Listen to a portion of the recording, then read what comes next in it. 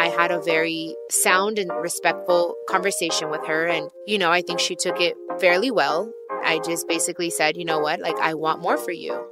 I was my mom's assistant, her personal shopper. I was just a little bit of everything. And that's what Omi became for me, which is a good thing because she helped me out so much. But with time, it became a not so good thing. It's kind of like a breakup, you guys. Like, you're used to someone who's in your life and helps you so much. And then all of a sudden they're not there.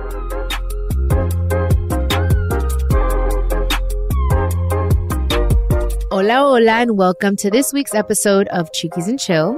If you haven't stepped outside today yet, be sure to do that. It's so important to get some sunshine and fresh air every single day. Get that vitamin D. I know a lot of us are still working from home, so make sure you're taking a few minutes out of your day for yourself. Anyways, with that being said, I wanted to hop on the mic today to talk about some changes that have happened on my team. I haven't really talked about this too much publicly, so I wanted to take some time to talk about it today, here in my safe place. So let's get started. This is Chiquis and Chill.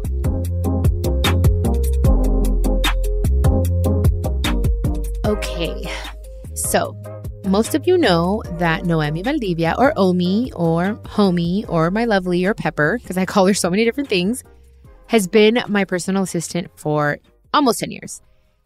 And she's been great, and we have become very close. But we recently just parted ways, and she is no longer working for me. So I'll get into those details in a second, but I want to give you guys a little bit of background first. And just for the record, everything is good between us, okay? That's why it was so important that I got on the mic and spoke to you guys one-on-one, because I was on live on TikTok the other day and on Instagram, and people were already asking, is Omi not working with you? We haven't seen her around. And I just thought it was important because Omi has been on the podcast before, and we talked about our experience and her experience with being my assistant. And I just thought that out of respect to her, out of respect to myself, our history, and all of my listeners, I just wanted to set the record straight. So anywho, I met Omi in 2009 or 10, something like that. She went to one of my events. She was a huge fan of my mom's, and she became a fan of mine through the reality show that I was doing, Chiquis and Roxy. And we met at a meet and greet, and we became like cool, like on Twitter. We would tweet each other, and we were supposed to go hiking, which we never went hiking. Maybe we'll go hiking now. I don't know. But we were supposed to go hiking. That's how it kind of all started. Hey, I go hiking here. Maybe you can come with me, because I used to love hiking. Well, I love hiking, but back then, So anyways, then, fast forward to 2012, which was when my mom passed. And then in 2013, I think her and I just started talking a little bit more. And it kind of just happened organically, where I was like, hey, can you help me a little bit with social media? And like little by little, it just turned out where she was like my assistant, And according to her, I didn't give her the chance to say no. It was kind of like, okay, you're going to be my assistant. So the thing is that she was going to college. I think she had stopped going to college. It wasn't like really her thing. She was working, I think, at Smart and Final. And she started working with me, and she was just like, you know what? I like doing this. I think I'm just going to quit my job and work with you. I don't really remember the details, you guys, because I was like almost 10 years ago, but it just happened very like organically. And it wasn't like she woke up one day and she's like, I want to be an assistant, or she knew that that's what she wanted to do. It just happened. And I basically taught her everything that I knew, because I started as an assistant. I was my mom's assistant, her personal shopper. I was just a little bit of everything. And that's kind of like what Omi became for me, which is a good thing because she helped me out so much in the beginning of my career. But also with time, it became a not so good thing, because boundaries were blurred, and because I was also growing as an employer, as an artist. And I think that I should have set certain boundaries between an employee and an employer. And I don't. That's why I'm like, okay, it was bound to happen, and not because it was a bad thing. It was just too much. I don't even know how to explain it, because nothing specifically happened to bring us to this point. I just think it was a series of things and years, and me honestly caring so much about her as a person that I want more for her, if that makes sense. And we'll get to that. But, Omi has been a huge part of my life, a huge part of my career as a singer, even of my family. She's really good friends with my sister, Jenica.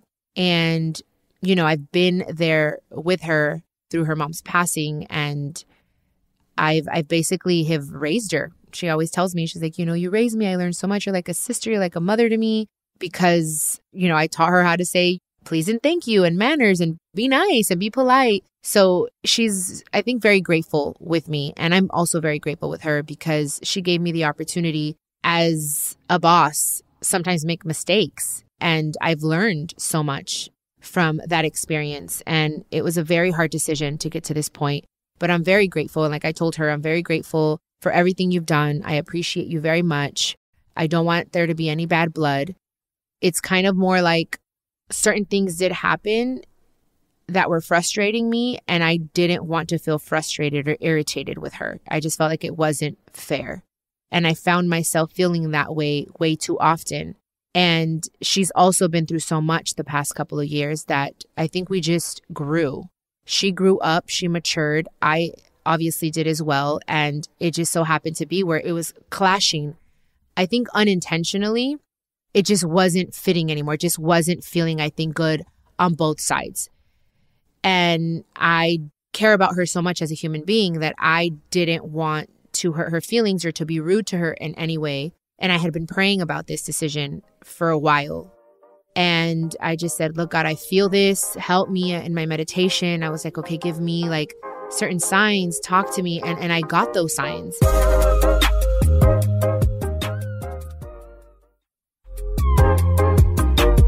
I had a very sound and respectful conversation with her. And, I think she took it fairly well.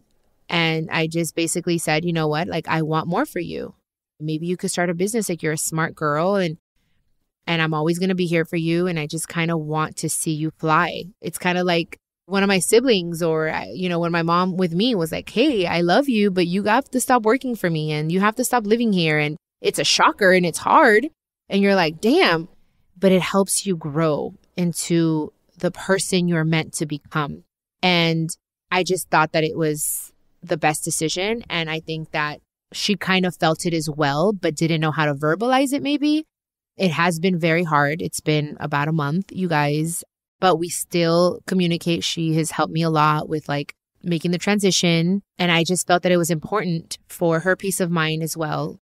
Because there are people out there that are going to want to make up stories and speculate and all this stuff. And I just don't want any drama. Like I'm so over that. I want to be the one to just let it be known. There's no need to get into details, but I do feel that it's important that you guys know that we're fine, that I wish her the absolute best, that we're still in communication, that she's still around. She's still my sister's really good friend, one of her best friends. And I think it was just time. Like I said, it has been tough for me because I also was very dependent on her, like codependent, I think. I think we were kind of codependent on each other. And that's not necessarily a good thing. Like I want to grow and as an individual, as an artist in every single way. And what makes me happy is taking care of my things and having a little bit more, I guess, control, for the lack of a better word, just to really know what's going on in my infrastructure and like be hands-on with everything. And I think because I depended so much on her and she was with me through some very tough times, I left a lot of things in her hands and I felt like I was losing a little bit of control in my personal life and in my personal space, that I'm like, okay, I think it's time for me to really do things differently this time. And yes, I have found someone. I was interviewing 2 people, almost 3. The third person kind of fell through. The other person that I was interviewing was great, but I actually recommended her to another friend of mine who needed an assistant. And I feel a lot of peace with the person that is going to start working with me. So you guys will get to know her a little later. And I don't feel like it's necessary to say anyone's name, but I have, and I am starting to work with someone else. But anyways, I feel like so many new things have happened like in this past few weeks. And this is one of them. So I am excited to see what the future holds for me in every way. And I'm excited to grow and to become better. And, it's kind of like a breakup, you guys. Like, you know what I mean? Like it's like you feel like you're used to someone who's in your life and helps you so much every single day.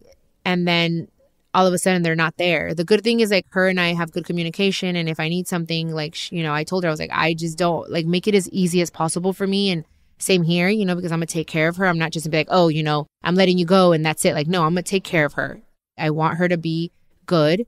And I'm excited to see what the future holds for her. And I can honestly say that I feel like I'm a big part of her growth as now a woman. She's 30 years old. And I want to see what she does. And like I told her, I'm always going to be here to help her and to guide her in any way that I possibly can, because I'm grateful. And I'm grateful for this moment as well. Changes aren't always the most comfortable, you guys, but that's when I feel like we grow the most, is when we make changes and we step out of our comfort zone. And I think that's what I had to do. I meditated on it and I feel peace with my decision, enough to speak to you guys about it and let you guys know what's happening. So yeah, guys, that's what's going on. And I wanted to share this new beginning with you guys. And well, before we go, I do have a quote for you guys.